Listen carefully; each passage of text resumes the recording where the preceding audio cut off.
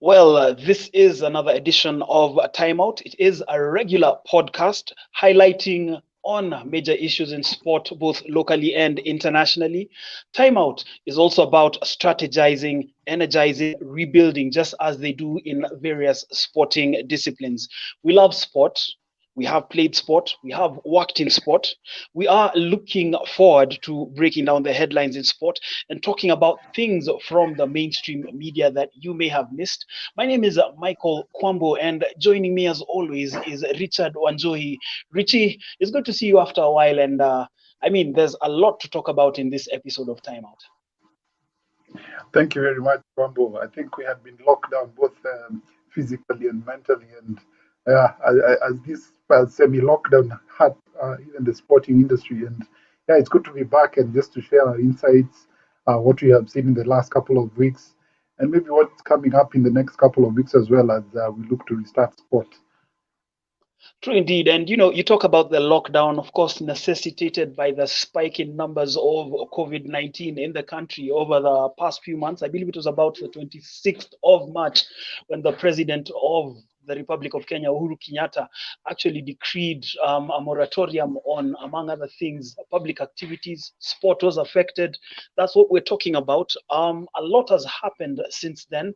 The Ministry of Sport, in conjunction with the Ministry of Health and the Nairobi Metropolitan Services, rolling out COVID-19 vaccines for sports people. Um, First of all, what do you think about that initiative by the three state bodies? I think that's a very commendable step because, as we've said, one of the activities that was affected by this lockdown was sports, and I think it's only a good thing that they prioritize vaccinating the sports people because one, they'll still have to go outdoors for their training regimes, and secondly, we look to getting back sports action, especially for the team sports, the football, the rugby, and any of the other teams that are both from a competitive side and also for qualifying for the Olympics and other competitive events. And your take on the decision to suspend sport activities. What did you think of it? I think that was a bit rushed. The consultations were not held comprehensively, and especially given that the number of tests that most of the sports teams have been going through, for example, in rugby, every every weekend before any games were starting, there were tests both for the field personnel and also for the participants, as well as the technical team.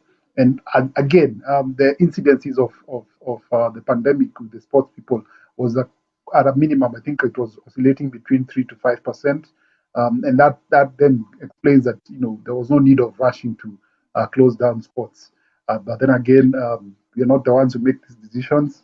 We only live by what we are told. Yeah, true indeed. Especially when you talk about us not making those decisions and being on the wrong end of those decisions. I can tell you for a fact, I was preparing for a live broadcast on the 27th of March. I was busy, compiling statistics for the teams that are going to play. It was going to be a double header to Araka.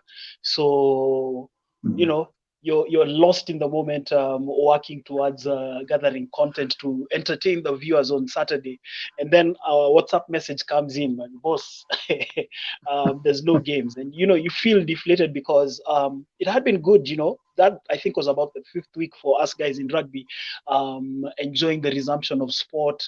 Apart from that, also just being able to earn an extra coin because of like this side job that we're doing, and then for that livelihood to be taken away. But I guess at the end of the day, safety first, and much as it was a bitter pill to swallow, it was one that had to be taken. Yeah, so that's that. So we had started by talking about the vaccinations. I was a recipient of the vaccinations that were administered through the three government bodies. That was 2 weeks ago. And just to tell you, the second dose will be around the 3rd of June. There's a lot of activities coming up, not only in rugby. We do have the World Rally Championship leg, the Safari Rally, back in the country after the longest time. We have the World Under 20 Athletic Championships happening. I believe it is in August. We have the Yes. Bartes Cup. also happening in June. So there's a lot of activity, and with that, there's a need to ensure that people in sport, the frontline workers in sport, are able to be safe as they go about representing the country, but also earning a livelihood from things that they love to do. Yeah, I think it's good, and it's a good thing that you received. You're among the first the recipients of the passports. Some of us are still dilly dallying and then still making that decision. I think I'll try Yeah, and get something this week. yeah, But it's also important that the Ministry of Health and also the Sports Ministry give proper information that in as much as people will be vaccinated, it doesn't mean that you can't catch the pandemic. That you still need to take care of yourself and also the surroundings that you are at, because then again it will be redundant for you to get a vaccination. Then all hell breaks loose for the sports people and also those around sport. true indeed. And probably as we continue with this podcast, this is just a public service announcement to anybody who is watching. COVID-19 is out there, so let's not take things lightly in terms of our personal responsibility to observe the government regulations and protocols around dealing with the disease. And as we speak, sport is still suspended. I know we do have the segment called the crystal ball, which is usually at the end of the show. But being premature, could we just have a peek into this one? What does your crystal ball tell you in terms of a resumption of sporting activities in the country? I think I've been talking, and interestingly, I'm preparing for the rugby live match. On the other side, I was attending a seminar organized by guys called Ticini. They're doing football finance. We had the guys who manage Yeah, the football teams, the Gor Mahias of this world, the Mathare Uniteds, yeah, and they were looking yeah. forward to a great weekend. I think because we had the game, they had Army Stars game that evening. Then towards the weekend, there were quite a number of matches. But then, um, as we were told, we had to lock down everything. So, you know, a lot of these practitioners are saying because of the expedited vaccinations for sportsmen, there might be resumption of, for example, football. I think within the next week or two. For athletics, I think it's still out there. But interestingly enough, we have the Relay Championships coming up on the 1st and 2nd of May. I don't know how the team is preparing for that, amidst this lockdown. And yeah, I think they just a couple of activities going on behind the scenes. We had the WRC Safari Rally coming up in June, but they have a curtain raiser, which is I forget. I think I had written The, it down the, somewhere. is it Um, the Equator Rally? It's actually happening this weekend in Naivasha, the yes, venue of yes, the rally later on in June. exactly. So it was going to be a curtain raiser and just prepare the systems for what they're going to do in June for the Safari Rally. So I think that sort of gives us it will be a start-stop situation, and then not everything will be restarted at the same time. So yeah, let's see what happens. And you mentioned athletics, and earlier, it must have been late last week. Athletics Kenya, the body mandated to govern athletics in the country, named a 31-person squad to the World Relays. What is your take on the selection? It's an interesting selection because I think we are looking at getting some medals, especially for the longer races. I think the 4 by 800 and I think the 4 by 1500. It's been a challenging championships for the last, especially in 2019, because we only came up with a single medal, a bronze medal in the 4x4, and that I think has put the AK team back on the drawing boards.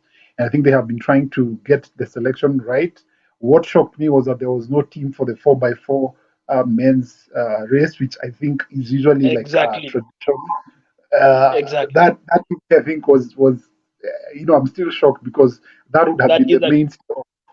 definitely that is a glaring omission. Yeah, so I don't know what else they're looking at. Maybe the longer races they'll have something up their sleeves, but yeah, I Yeah. think as you've said, they're trying to at least finish in the medal brackets. It's a very Hmm. competitive championships because the bigger countries, the US and China and Russia's, They usually prepare very well for this championship. It's a 2-day event, very cutthroat but very interesting championships to watch on TV. Still talking about relays, and let's break it down now. The sprints. Ferdinand Omanyala, is he Mhm. unlucky? Is he daring? Is he militant? The reason I ask this question is he was unfortunate to have served a ban for doping a few years ago. The mitigating circumstances around it that he inadvertently took medication, which was on the banned list of substances that are not approved by WADA and all the other anti-doping bodies. He served out his ban. He had to take Athletics Kenya to the Sports Disputes Tribunal to earn the right to run. And in his running, he's been single minded in declaring his intentions that he'd love to represent the country at the Olympics. He's gone as far as registering some epic times, most notably that 10.01 seconds time registered at the Making of Champions race in Lagos, Nigeria, end of March, must have been on the 31st of March. So he knows that he's qualified for the Tokyo Olympics. He starts dreaming big, starts lobbying AK for a change of heart, because AK have said they will not select anybody who has been found guilty of doping in the past. Then it turns out the race he ran in was not sanctioned.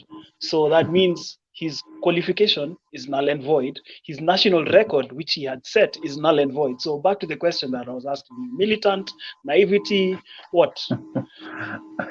I think, and I don't want to like make it look like it's a one-sided decision. This is where the sports body ought to look at the bigger picture, because if you look at having Omanyala having served out the ban, he did his time, and I mean, I think he became remorseful of what he had done, and he didn't disagree with that, and they ought to have helped him along the way and make him understand that this is only for a period. And the beauty about it is that he has been training, and he decided that he still wants to be competitive and goes out to look for competitions to participate in and also to qualify.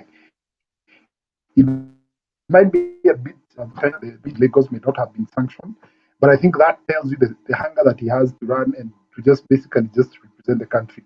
And this is that again, if you have such an athlete in your team who's hungry for success or hungry for performance, why not integrate him into the team and see how he can motivate other people to become part of a record of maybe a renaissance in the streets. And he's not naive. I mean, for him to decide to even want to run like an independent, I think he's looking to the Olympics and saying that in as much as the country might not put his qualification in, he will run as an independent and carry the Olympic flag like we had the Russians in 4 years ago. But all said and done, I think this is a missed opportunity for AK to showcase what we can do in the streets. Um, what they can do is maybe look for a couple of races before the Tokyo Olympics are on, maybe one or two races. If he then runs and he's able to make some good times, then ideally they could put his name on the provisional athletes to participate. That's my take. Yeah, and then also, yeah, that's your take. And then maybe just to add, I forgot to mention that there's a burgeoning rivalry that has been building between him and Marco Tieno, something that we haven't seen since the days of Kennedy Ondiek and Joseph Gikonyo. I believe that must have been about 30 years ago. So to have that kind of rivalry, I think for me, is good for the sprints, because it also shows that there's competition. And I believe that it's a rivalry that can see both athletes get the best out of each other. But like you said, probably a missed opportunity from AK. But again, remember, just playing the devil's advocate here, their policy on selecting athletes who have been found guilty of doping coming into play, and probably wanting to be adamant about that. I guess it's one of those things that we will never know. But for Ferdinand Omanyala, I think it's just good to see Kenyans taking the sprint seriously and beginning to post such times, because I believe that the sprints had been neglected over the years. We had elected to go for the longer distant races because the sprints require a lot of personal training. Let's just cut a long story short. They are expensive because you have to go to the gym and so on and so forth. But anyway, that is that. Moving away from athletics, the national sevens teams, Shuja and the Lionesses, were in Dubai for a series of build-up events organized by World Rugby and the regional federation in the United Arab Emirates. This one was the Emirates Invitational Sevens. Of course, for Shuja, they fell to a shock result to Chile in the quarterfinals. The Lionesses, well, I think for them it was a learning curve. I'm a rugby insider, so I would love to listen to the take from somebody who's from the outside looking in. I think it's good that the teams have been participating in these invitationals, and I think sort of preparing themselves for what will be a very short or sort of shortened season for the seventh circuit, and also in preparation for the Olympics. For them to finish at those positions, I think for me, it's not. I'm not too worried about them finishing in the top five or top seven. I think it's just the preparation and sort of gelling in and finding the right combinations for them to play on the pitch, and also finding that rhythm for them to catch their plays and everything else that they need to perform at their peak. My only challenge is that now with these lockdowns, I don't know how they're training because I think for the team sports we are not I don't know whether they're training in indoors or because then that momentum that we had started building with those invitationals then would have set the table or sort of set up the springboard for them to perform in the circuit in the RB circuit. Yeah, I think I it's could give you some inside information there, and it's Mhm. perfectly legal for me to give you this inside information. As of today evening, they are in Kasarani. They did their COVID tests last evening. Mhm. They have gone to the bubble at Kasarani that has been facilitated by the National Olympic Committee of Kenya. So they are in training, preparing for their next assignments, which ideally should be in the United States towards the end of June. um, Good luck to them. But like you said, just in the greater context of things, the lockdown really affecting the way teams are preparing, and it is an extraordinary year. Definitely will be an extraordinary Olympic Games. Indeed. And this is now looking at the bigger picture because you can imagine some of the countries that we're competing against, if they already have that momentum or that team feel around them, then we have lost the 2 or 3 weeks that we have been under this semi lockdown. And then that then might affect our performance going forward. But then again, we hope for the best and let's see what they perform when they get out there. Definitely hoping for the best. That's what Eliud Kipchoge had been doing before Sunday, before running in the NN Mission race. And boy, did he win that race in emphatic fashion. I think the perfect response to his disappointing outing at the London Marathon, where, of course, he attributed it to an ear blockage. But the Eliud we saw on Sunday was supreme. He was dominant. I mean, it's like he never left. Yeah, and I think this is where again you look at the individual sport and in team sports. And if you look at Eliud Kipchoge, right from the time he ran the marathon at Rio in Brazil, all the way to the world record setting 3 years ago, and also this particular marathon, is that he's very deliberate and he's able to correct his mistakes very fast. He's able to look at the bigger picture and say, okay, I'm running a race, but then I have to break it down to bits and pieces that I'm able to attack it in that way. This was Who a does close. that? Who does that? You're running 42 kilometers, and you're like, okay, I'm breaking it down, and this and this. I'm speaking having attempted a half marathon, okay, and finished. And once I started on the marathon, at some point, must have been kilometer 13. I was like, why am I here? And then unfortunately, I wasn't in Kenya; it was in Kampala. So I was like, I can't go back. I just have to finish this race. Meanwhile, this is somebody who's breaking it down into bits and pieces, and even smiling, you know. he he becomes scientific about this, and this is where again, as we were talking about the sprint, we get it right from the time we start training to the time we prepare for a race or for competition, because then from the mental state, if you are ready mentally, then once you get out there, everything else is just will just work towards you. If you look at the race he ran on Sunday, it was a closed track because there were no fans. Then it was just going around a loop. And I think maybe it's a similar thing they might do in Tokyo. I'm not too sure. I think I've not seen the race or sort of the track they've laid out in Tokyo, but I think they'll have to adjust again because of the pandemic. But if you look at that, is that he's preparing himself for a situation where there most likely will be no fans. So look at the surroundings to get that energy to be able to run the race, because 42 kilometers, my friend, it's not an easy thing on tarmac. And as you said, you were doing the half marathon. I also did a couple of half marathons years ago. It's only my knees and ankles which know what who know what happened. Indeed. And Eliud is making moves off the running track. You can tell us more about them. This is a very interesting concept. So we have this online trading. Uh, they're called non-fungible tokens. So this is a sort of currency that has been introduced by online trading or digital trading companies. And this is basically just looking at opportunities of exploiting, for example, if it's a sportsman memorabilia that they've had or stuff that they can put up for auction. And as we said, Eliud Kipchoge again became the first Kenyan to be able to sell these NFTs. He took up a couple of the digital images that they had of him breaking the record, and he was able to sell this for about 4 million Kenya shillings. That's about 37,000 USD. If you look at that, then it tells you that there is potential for you to invest in yourself, and also just looking at post retirement, because I'm sure he's looking at the next 2 3 years retiring from sports, but then taking full advantage and getting all these opportunities and things that he can sort of get an extra coin into his pocket.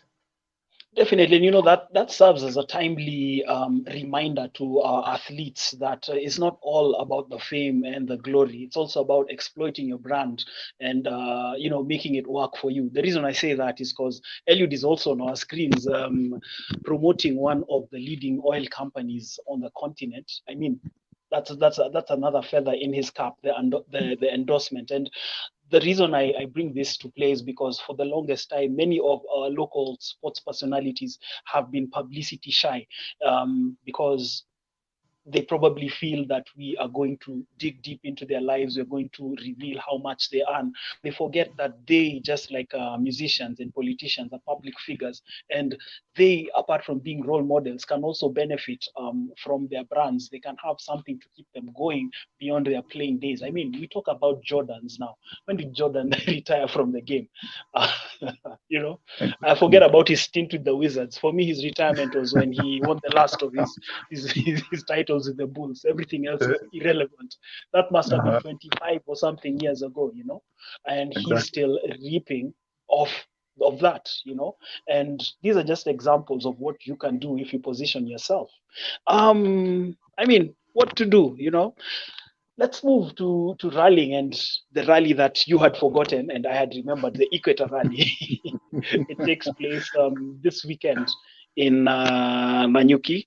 Um, Not in Nanyuki, but in Naivasha. So, I mean, it's good to have rally action back. It's good to have this round of the Africa Rally Championship back. I think this is the biggest signal yet that the Safari Rally is going to be happening in June. Yeah, and I think that is part of the thing that informed the Ministry of Culture and Sports to sort of fast track these vaccinations for sportsmen, because I think up until January and I think early Feb, we had seen work team and all this extra personnel that work in the safari rally coming up to set up here first, just the wrecking the routes and also just marking out, because as we said, a lot of these sports nowadays, it's very scientific. People prepare 3 months, 6 months in advance. They come and break it down to a minute a detail, because then that small detail that you might miss today might cost you the championship, or in this case then might cost you the car, which it's not a cheap thing. As you say, the Equator Rally, then we'll see whether it will be a good event, uh, sort of set us going into what we are looking forward to as a Safari Rally coming back to the WRC. And kudos to the Motorsport Federation for putting its best foot forward and working together with the government to just make these things happen. Yeah, definitely. And since the government is making things happen, this is something we probably forgot to mention when we were talking about rugby and the Lionesses. The Bartes Cup will also be happening from the 27th, from the 24th of June to the 5th of July in Nairobi. A lot of government commitment into that. And for those who are watching and who probably don't know, the Bartes Cup is the Africa Rugby Confederation's under 20 championship. Kenya are the defending champions. It should have been held last year, but obviously because of COVID, it couldn't happen. But this year, with a lot of mitigating factors being put into place and a lot of commitment from the government, it is going to happen. That was just information for everybody to digest. Michael Olunga, the engineer, he is settling well, in my opinion, into his new club Al Duhail in Qatar. They're playing in the Asian Champions League, and I believe must have been yesterday or the day before yesterday. He got his name on the score sheet in their second game. They started with a win over the Iraqi team. The name slips me right now, but they were playing against the Saudi Arabians Al Ahli, and they drew 1-1. Who scored for Al Duhail? Michael Olunga. Do you think he's going to thrive in Qatar? I think the one thing I like about Engineer is that he's able to pick his pace and also just weigh his options anytime he gets into a league. And I think he'll thrive in Al Duhail because one, the environment there at least is conducive enough. It might be a bit tricky because of the heat. It might be excessive at some point, but then I think it's fairly a condition that he likes, or he might thrive in playing in. What might cost him is that the level of professionalism compared to the Japanese or Spanish leagues that he's been playing for previously, that it might be a slightly lower level. So he might chip in more goals, but then that then might compromise what he might be looking forward to going back into Europe. But then, as we say, he's a professional. That's the reason he's playing in that league. And at the end of the day, it's what he makes for himself and represents the country at some point. And you can't help but, in my opinion, draw comparisons between Olunga and Eliud Kipchoge. The reason I say this is that both of them quite intentional, quite deliberate in their steps, in their moves. Olunga knowing that he's on the wrong side of 20, he's 27, won't be young for any much longer. He will slow down, he'll put on weight, and obviously now just in a place where he's securing his future, because I think at this point in time, the big money moves that he would have dreamed of to Europe looking ever more distant in the horizon. So why not be in a position where you can earn similar amounts of money to what you are earning or you would have earned in Europe, but more importantly, be on a 5-hour flight from Doha to Nairobi. I think it's a perfect situation for him. And like I said, those are my comparisons between him and Eliud Kipchoge, both very deliberate, both very intentional in the way they go about their business. Something not so special happened yesterday. Jose Mourinho is gone. I think that one I never saw it coming. The team had been misperforming. I think for them not to qualify, especially into the Europa League, was the of the management to feel that he's lost his touch, and also I think getting it wrong with playing some of the outfield players.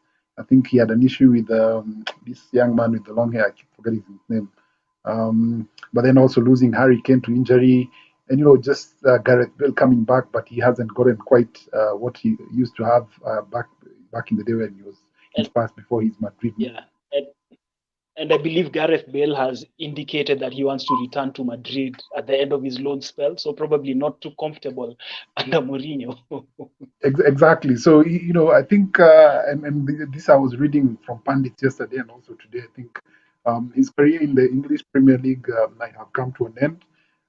Unfortunately, now he's the sacked one, not the special one anymore. Um, yeah, I think he needs to maybe take a break or go to the national teams, which he always had a bad word for. And he can try his luck and see whether he can do a better job with the national team.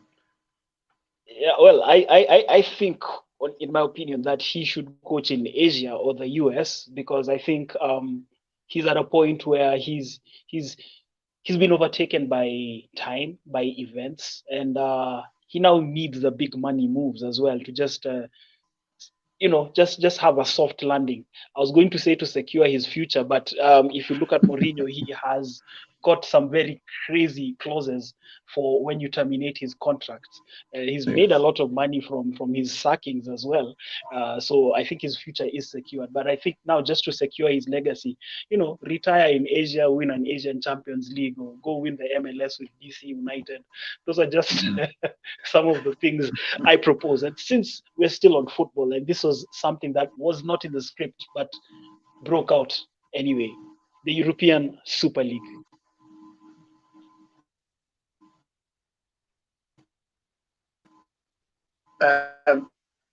I think that has been a move that in the last 5 years, what I have been reading.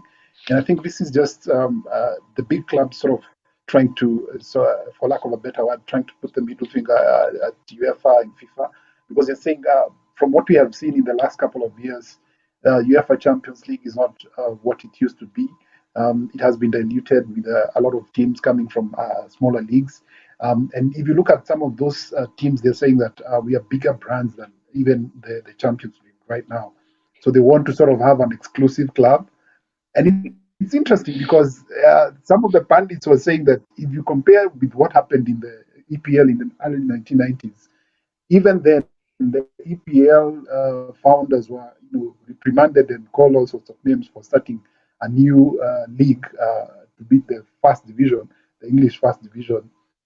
But look at it now. I mean, EPL is the most recognized brand of football across the world. It might not be the best, it might not be the most attractive to watch, but in terms of brand recognition, EPL is top of mind.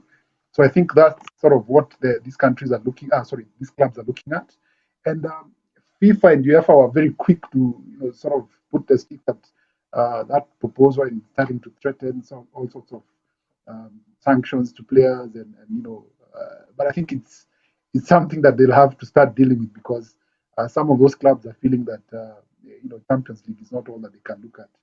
Yeah.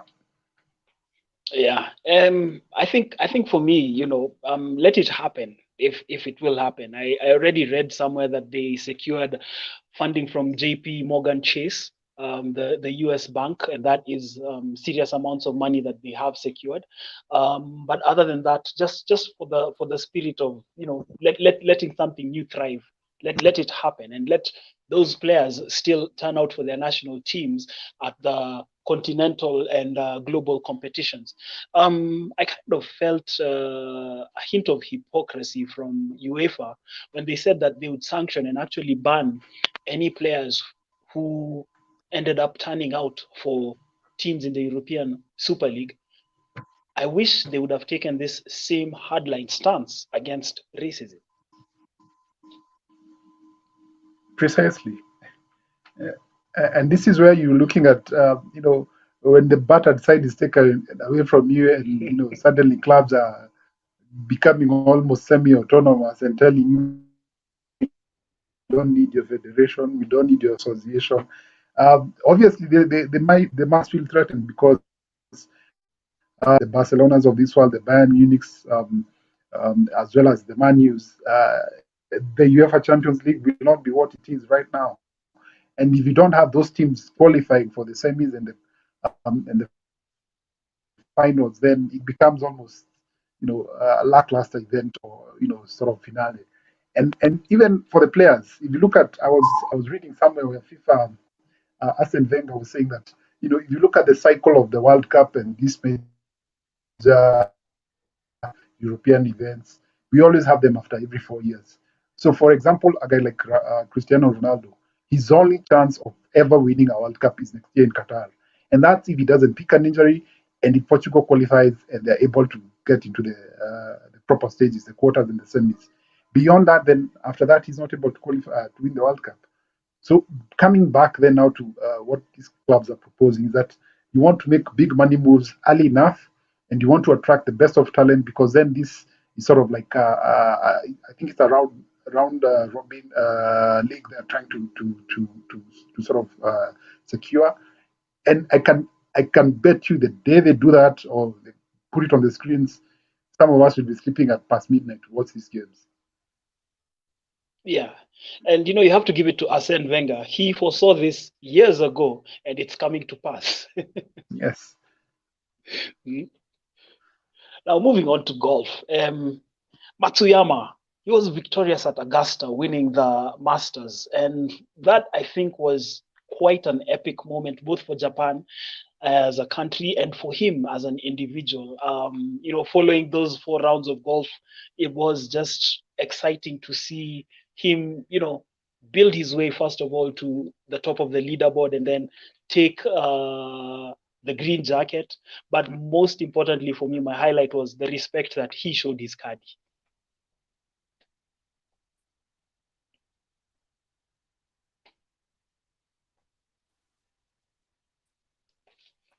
Hi, Mike. Your connection. My connection is good. Hello, Mike. I don't know who froze. I'm good. I can hear Okay, I you. think okay. Okay, I left you at the Japanese champion. Yeah, yeah, at Matsuyama, him winning the Masters at Augusta, donning the green jacket, but most importantly, the respect that he showed his caddy. I think that was just a classy moment. But more importantly, he becomes the first Asian man, the first Japanese to win the Masters. What was your take of his performance? What was your take of the Masters? Interestingly, I watched that moment at a friend's because somehow I was caught up in this lockdown and had to spend the night at a friend who loves this game. And he told me, let's watch some action from Augusta. And I was like, why not? And interestingly, when we saw Hideki leading, I think by the before they went to the back nine, we were like, this is Yeah, because he had built quite a lead. He had about yeah, I think 6 or 7 points by the time they were yeah, going to the back nine. And almost yeah. everyone now, the second, they were trying to play catch up. And you were like, that was a crazy move, but I think he knew what he was doing, and eventually he won the championship. But back to his performance, I think that was epic, and that was, that's what we need in the sport because we need people coming up with a different way of doing things and making the sport interesting, and also appealing to a wider audience. Because if you look at Japan, I think it is one of the fastest growing countries in terms of golf. I think they have huge golf courses. I think they have become quite competitive, and as you can see with the preparations that they've been doing, and also because the Olympics will have a golf component, or the golf will be part of the sports there. What better chance than have Hideki winning the Masters? Then, as you go into the Olympics, then you have favorites to win the gold for the men's competition. Yeah, indeed, that was classic. Let's shift gears and talk about sports business. There is Zoezi Fashion, a lifestyle and fitness brand that is the brainchild of Kenyan-born American Yvonne Buluma. What I mean, it's something good to see not only Kenyans but to see individuals actually branch into that. Um, I do believe there's so much that you can make in terms of sport. It's not only about the activity on the field of play. There's the whole ecosystem from which you can make your profits and also push your brands. And it's interesting, Kwambo, as you say that, because uh, as once the pandemic started last year, all we saw a lot of people go back to fitness regimes, a lot of running, a lot of cycling, and because of that, a lot of people went back now to purchase, nice tracksuits and fitness gears and all that. And if you look at outlets like Decathlon, I think they have made uh, very good sales in the last couple of months because people have been, looking towards going into the outdoors. And what better opportunity than to have a Kenyan-born, designer fitting one of the brands that we can look at. Um, Hopefully, this then will come into these shops. I think it was featured as one of the best items in the Forbes magazine. If then they can be able to bring it down and ship it down, I don't know about the costs or the prices that they'll have on that, but I think it's a good thing. And we're expanding our sports reach. Yeah. Yeah, we are expanding our sports reach. I laugh because many of us tend to complain about the pricing of sports apparel, but we'll probably pay the same amounts to buy a bottle of some top shelf whiskey. I think we continually need to change the perceptions that we have around sport because at the end of the day, you want to associate with a brand, you want to associate with a team, and it means making that sacrifice just the same way you want to be seen to be successful or with it when you buy your top shelf whiskey and entertaining your friends. So in terms of prices, I think it's something. Obviously we are struggling economically, therefore you put it at a price that isn't too low for you to make a loss, but isn't too high for the individual to feel like their pockets have been literally drilled and left empty. That's just my take. But the thing is, let's support our entrepreneurs not only in business, in entertainment, but in sport as well, because sport is something big. And I think that brings us now to our next topic: sport and peace for development. There's a lot of initiatives that are happening. Sport is power. We have seen sport unifying nations. Remember Didier Drogba's famous appeal in Bouake at the height of the Ivorian civil war. Remember the Ethiopian athlete who actually used it as a protest too. That is sport. It's something big. Maybe it would be nice to hear something from you. Yeah, and I think this is where international federations like the International Olympics Committee, the FIFA, will need to sort of become a bit flexible with the way sportsmen or sports personalities are going to, sort of use that platform to promote their piece or sort of a message or, just pass their messages of protest of what's happening around them. And it will be interesting to see what will happen in Tokyo because I can bet you there are athletes who will try use that platform to promote what they have felt has not been going on either well in their countries or across the globe. And some of these major competitions, for example, the NBA, have been making it flexible for players to make up, their voice or stand, recognized. A few weeks ago, we had another shooting in the same location or the same city that George Floyd was shot last year, and the NBA had to sort of take off like about 15 minutes just to recognize the lost soul, and I was just to sort of give credence to we have challenges with Kenya Power and lighting candles. Yeah, We've had the same challenges on this end with Kenya Power, but I think don't we can worry. finish the broadcast. Yeah, thankfully the devices were charged. Okay, not a problem. Yeah, so as I was saying, so we Yeah, expect a lot of this to come. So I think it's only fair that we provide those platforms for athletes and for teams to be able to stage their protests and pass the message. indeed, and it's at this moment, I think we can just laugh at ourselves and say, never a dull day in Kenya. When you think everything is set, something happens. Because right now, in the middle of this podcast, the power goes. And obviously, since we're doing it from home, we don't have the backup generators. But we've done a whole 44 minutes and we are coming to the close of the show.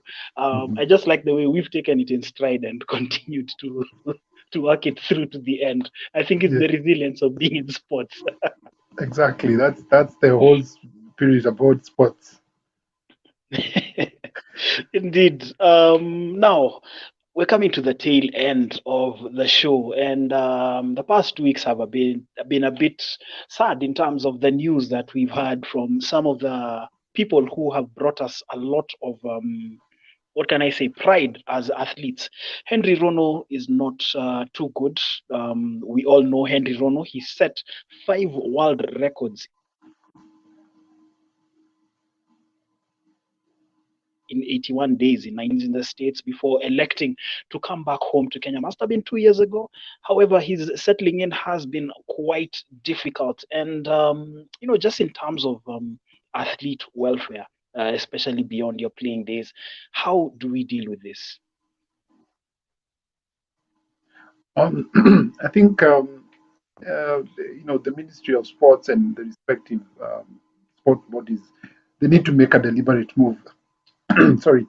And I think this is where I think a couple of months or weeks ago, I quoted the NBA and major sports leagues in Europe. What they do is that they look at a player's earnings in their active days and make deductions of that, and both their pay and their winnings or any bonuses that they earn, and maybe take like 15 or 25%, almost like your pension. And the pay that amount to 45 active playing days, you can collect that check maybe on a monthly basis or on a quarterly basis. It's sad to see that a leading sportsman or leading sportsman being forced to go into fundraising and seeking out the government or seeking out individuals to help them. Well, they could have mitigated those circumstances by also for the government and the respective sport bodies supporting them. Again, it's also imperative that we start looking at investment plans for players as young as 18 or 21, because any sportsman or any sports team or rather sports personalities, they know their playing years are usually between 5 to 10. If you get extra 15, then that's a bonus. The guys like Kipchoge who've gotten a bonus.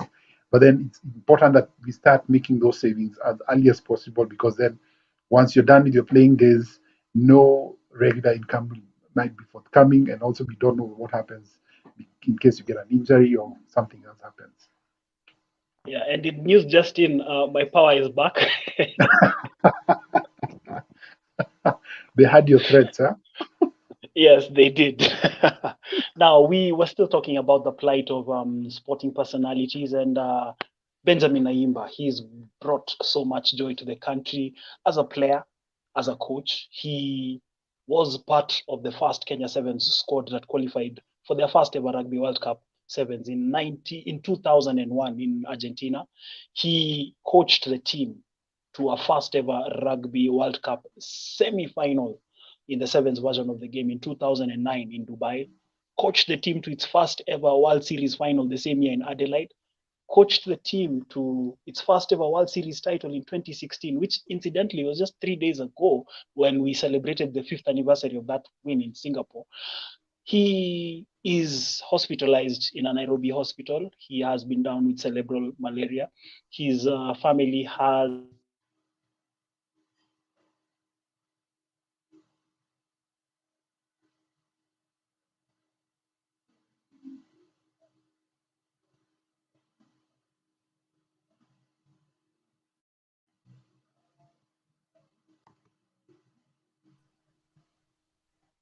Yeah, I lost you again. It was now the internet that was acting up. What's happening, man? Yeah, it was now the internet acting up. Wi-Fi and data were both on, so my device automatically connected to Wi-Fi, so I switched off the Wi-Fi. Okay. But we were talking about Benjamin Ayimba and all his accolades, and unfortunately, he is hospitalized in a Nairobi hospital. Again, one of those scenarios that you were talking about, similar to Henry Romo, and in terms of what can we do for our sports heroes, much as we do understand, yes, there is life as after sport, but also what can the sporting bodies and the authorities do to cushion these Um, heroes from this kind of misfortunes? there was a sports lottery fund that had been introduced or sort of proposed a couple of years back. And I think this was looking at, for example, the winnings from gambling and all these betting companies that have been, in this part of the world. But I think that has not sort of been affected yet. And again, this is where now we put the ministry back on the spot of those concerned on the spot, because on the one side you're talking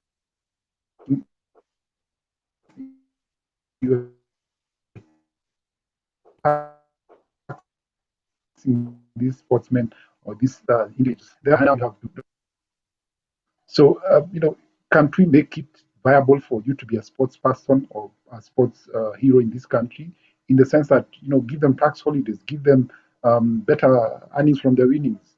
For example, I think part of the winnings that might come from Kipchoge's win on Sunday, almost 15 to 20% might go to KRA.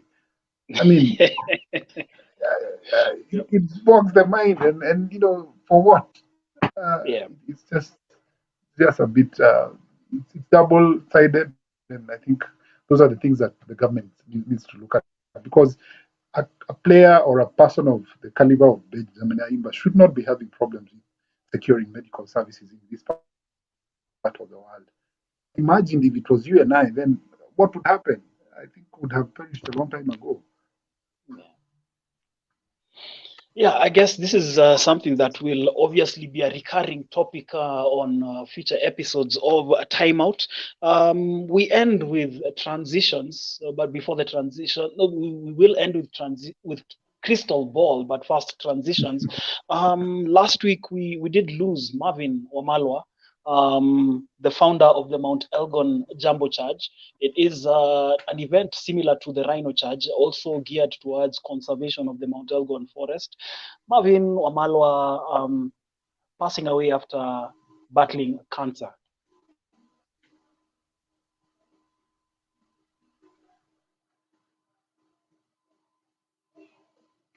Are you waving goodbye, or what's happening?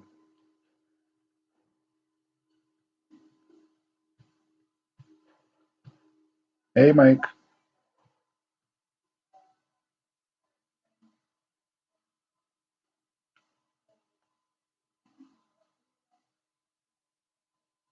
Mike, are we still together?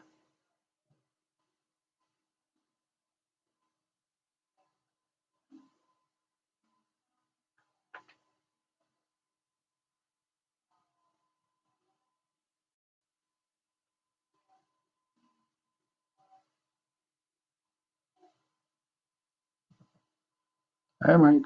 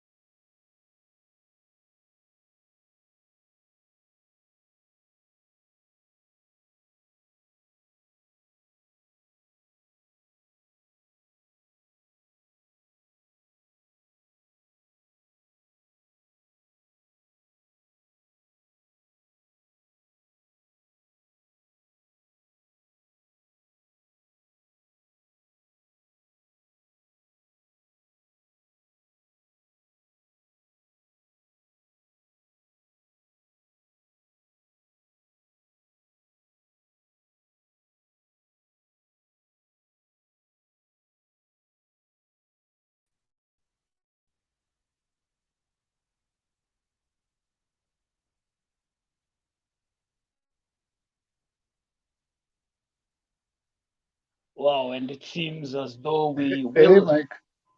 we're struggling. I think we just wrap it up. The Yes. internet acting up. It's been a great show. We tried to show some resilience. Let's talk